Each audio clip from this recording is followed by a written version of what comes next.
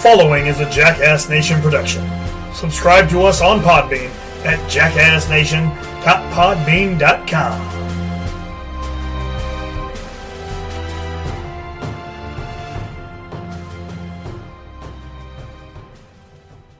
Ladies and gentlemen, the following show is supported by Amazon.com. Use the link in the description below so you can help support this and all other shows on the Jackass Nation. Go home, go home, go home. I don't have to take this. I'm going home. The best there is, the best there was, and the best there ever will be. Ladies and gentlemen, this next match is a go-home match.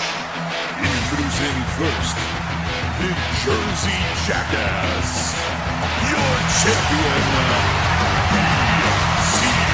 That's the bottom line. The Stone Cold Section. And just so now, what the Rock is cooking. Just when they think they got the answers, I change the questions. Brock Lesnar! New Day Rocks. New Day Rocks. New Day Rocks. New Day Rocks. I will never not say that New Day rocks. Ladies and gentlemen, welcome to another brand new episode of Go Home. That's right, it has been a while, but we are back, we are ready, and we are talking WWE No Mercy. That's right, the Raw exclusive pay-per-view. I am your host, the one, the only, the Jersey Jackass, your boy, B to the C. Hit me up on Twitter and Instagram, Snapchat, Facebook, and Stardust at RealJackassBC. That's RealJackassBC. Use the hashtag JackassGoHome to join the conversation on Twitter. So, alright guys, we are going to jump in here. We're going to talk a little bit of WWE No Mercy. I am coming to you all by my lonesome today, seeing as it's been a really long week, alright? I wanted to get Jason and Matt and Ricardo and Rob, or at least some combination of the guys on here. Unfortunately, time just didn't help. I had my car broken into. I've been really busy with work and grinding and getting ready for ETCW and setting up UGF. So it's just been a nightmare to get everything done. I had to go see Lego Ninjago, had a press screening of that. I just got out of Kingsman tonight. So I haven't had a lot of time. I could not get in there with everybody to get everything recorded. So I'm doing this all by myself. It's going to be a little bit of a quicker, shorter episode. We're just going to go through the matches and talk about them really quick. Maybe only 20 minutes or so. Not exactly sure how long it will take. But it is just going to be myself. So, alright, we are going to start off. We have The Miz with The Miz Draws, Curtis Axel and Bo Dallas taking on Jason Jordan on September 18th episode of Raw. We saw The Miz getting all rowdy with Kurt Angle, saying, "Hey man, like I want a match. This is twice you're not letting me defend the Intercontinental Championship, and I'm the number one guy on your roster," which is very true. The Miz is an incredible talent and deserves to be on every single pay-per-view in the main event. I do love him as Intercontinental Champion. I think he's doing a great job there. I'm not a big fan of the Miztourage. I like the idea behind the Miztourage. I think Bo Dallas needs to be with his brother. Just seems to make the most sense to me. But what do I know? Anyway, guys, so we decide that we're going to have a six-pack challenge that took place with the Hardys, because the damn Hardys. And then we're going to have Elias Kotis, Bo Dallas, and Curtis Axel, and the one, the only, Mr. Jason Jordan, all vying for the spot to take on The Miz at No Mercy. So here we go. We have a great match. It's very entertaining, aside from the fact that the Hardys are in it, and we end up with Jason Jordan getting the victory after The Miz tried to interfere and keep him from winning. Didn't work. We're going to get The Miz versus Jason Jordan. I do not think it is Jason Jordan's time. I really don't. So I'm going to go ahead and say that The Miz is going to win this one out due to some nefarious means. I bet that the Miz Tarras obviously going to get involved. It's going to be one of those things where they get thrown out, and because of the distraction of them being thrown out, the Miz hits the skull-crushing finale, gets the 1, 2, 3, and Miz retains the title, which is fine by me. I would like to see Jason Jordan keep chasing a little bit. He hasn't really proven himself in the singles competition yet. He's got a lot of talent, but the storyline of his anger is going to need to keep growing. And honestly, I would love to see him turn and join the Miz Taraj. I think that could work really well. Could add a lot of dynamic to the whole father-son of Kurt Angle and Jason Jordan. Next up, the one, the only, my girl, Alexa Bliss, defends her Raw Women's Championship against Sasha Banks, Nia Jax, and Ann Bayley. That's right, we have a fatal 5-way for the title. That means there's very little chance of Alexa Bliss winning. Like, she didn't have to be involved in the pin. Nia Jax could pin Bayley. Nia Jax could pin Emma. Sasha Banks could pin Nia Jax. Who knows? One of them become the champion, and Alexa Bliss isn't even involved, and my girl loses her title. But it has been a very interesting story going through. I have to go with Alexa because I love Alexa, and I think she is the best thing going on WWE right now. And that's literally over all of WWE. She is the number one heel of the company. I think they need to work a little bit more with her. They haven't really given her a full feud really now. All of a sudden everything's kind of back down, and it's just always fatal 5-ways, always all these big matches. And I think the reason that this one is a fatal 5-way is because we have to find a reason for Nia Jax to not beat Bayley. Bayley's going to have to beat somebody else. Nia's going to hit somebody with something, and then somehow Alexa's going to get the upper hand and get the pin on whoever it was that Nia takes out. So Alexa wins, retains the Raw Women's Championship. All right, next up, we're going to have Neville defending the Cruiserweight Championship against Mr. Enzo Amore, a certified G and a bona fide star, and you can't teach that. How you doing? Look, I know a lot of people are starting to get off the hype train of Enzo Amore, but I'm still on. I still am really enjoying Enzo. I like everything he does. I haven't really watched much of his solo ring work because I don't watch 205 Live. He makes me want to watch, though. So that's one good thing. One good thing about 205 Live is it now has Enzo, and it's making me want to watch it. So will I watch it? I don't know. Maybe I'll get pulled in depending on how this match goes. This is another one that I don't see.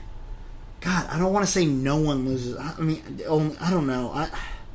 This is a tough one to call because I haven't been watching, and I know that Neville is doing really good. Like, when I do see him on Raw, I think he's doing real well. But Enzo's really getting his ass kicked. So if Enzo gets it, I see Neville taking it back very quickly. But I'll go ahead and say this is where this title switch happens. I'm going to say Enzo Amore gets that win. It helps build the hype for 205 Live. Maybe get some more eyes like mine on the 205. Who knows? Maybe I will start watching it with the Enzo Amore era taking over. All right, so the Demon will be taking on Finn Balor. The Demon taking on Finn Balor. The Demon will be taking on Bray Wyatt once again. Well, actually, I don't think this is the Demon. I think the point of this storyline has now been that Finn Balor has to win without the Demon King persona. So we'll have to wait and see how that works. To be honest, I don't remember much of this storyline. It's kind of, I think they've been keeping it off of the Hulu amount of Raw. But what we do know is at SummerSlam, the Demon defeated Bray Wyatt. A couple weeks later on Raw, Wyatt, who was not involved in a match, caused Finn Balor to be eliminated from the Battle Royal to determine a number one contender for the Intercontinental Championship. The next week, Balor addresses Wyatt's interference before he was then confronted by Wyatt, who said that it was not Balor, but the Demon who defeated him at SummerSlam, and challenged the real Finn Balor to a match at No Mercy, to which, obviously, Balor accepted. Then After Bray Wyatt comes out and defeats Goldust, he attempts to wipe off. He wiped off Goldust's face paint, but Balor comes out to the rescue, and Wyatt takes off. So the next week, Goldust, as Dustin Runnels, was granted a rematch with Wyatt, but was unsuccessful. Afterwards, Balor appeared on the Titantron. He said that man had created demons, and asked Wyatt which one was more dangerous, and said Wyatt would find out at No Mercy. Again, I don't remember any of that storyline. That's me looking it up on Wikipedia to find out everything's going on. I believe they have been cutting that out of Hulu. I'm not 100% on that. Maybe I just happened to glaze over it, but I'm pretty damn sure that they cut that shit out. Either way, I would say I hope that Finn Balor wins and ends this feud, and we can see Finn move on to something more important. It's really a bother that what has happened, that I just don't care about Bray Wyatt matches anymore. And it's not that I don't care about Bray Wyatt, it's just the way that he is marketed, I just don't care for. They've kind of dropped the ball with him a little bit. And the fact that maybe he hasn't been on the Hulu version is kind of making me really not even care. But I don't know, perhaps there'll be a video package right before, it'll get me back into it. I'm going to go ahead and go for Finn Balor to take the win and end this feud, and maybe both these guys can get rejuvenated somewhere else moving on. Next up, we will have Dean Ambrose and Seth Rollins, 2/3 Shield, taking on Cesaro and Sheamus for the tag team titles on Raw. I'm not going to lie to you guys, I have not been very interested in this storyline either. I was glad to see Dean Ambrose and Seth Rollins get the titles, I'll tell you that. I am over Sheamus and Cesaro. I think we need new tag team blood, and these are not the guys to do it, and definitely not the Hardys either. And I think that's one of the reasons I haven't been interested in this storyline, because every time we end up doing Cesaro and Sheamus with the club, and then Dean Ambrose and Seth Rollins have to go get the damn Hardys. And I just don't give a crap about the Hardys. I don't. I'm sorry. I know we're possibly trying to work to some kind of broken angle, but it's not working for me. All right, if you don't get to it, you took too damn long. All right, when they came back, we should have had the broken characters, but you had that lawsuit, and it sucks for them, because I know there's a lot of people that really do enjoy them. I just don't enjoy them. I don't. I'm sorry. I wish I did, but I don't. I'm going to go with Dean Ambrose and Seth Rollins retaining the titles. I'm going to hope that we can move on to a confrontation with the club, which could maybe involve Finn Balor, and then maybe involve Roman Reigns, and we could get the Shield versus the club. That could be very entertaining. But as long as we can maybe start moving into a different feud for these guys, preferably with the club, maybe with the Authors of Pain, moving on up or something like that, all that could be entertaining. We'll wait and see. I'm going Dean Ambrose and Seth Rollins retaining. Now it is time for our 2 double main events. These matches could be WrestleMania matches, and I bet they will be WrestleMania matches one day, because I do not see either of these being one-off matches. We will start out with Icon versus the Big Dog, I guess, with his own yard or something. But, whoo-hoo! Boys, I didn't think they could get me interested into this one, because I love John Cena as much as I do, but Roman Reigns, I don't know. I just didn't know how they're going to make me care just out of nowhere. And I'll tell you what, never doubt John Cena, because he'll make you care. It's called a promo, Shut kid, your and mouth, if you want John. to be the big dog, you're going to have to learn how to do it, so go ahead.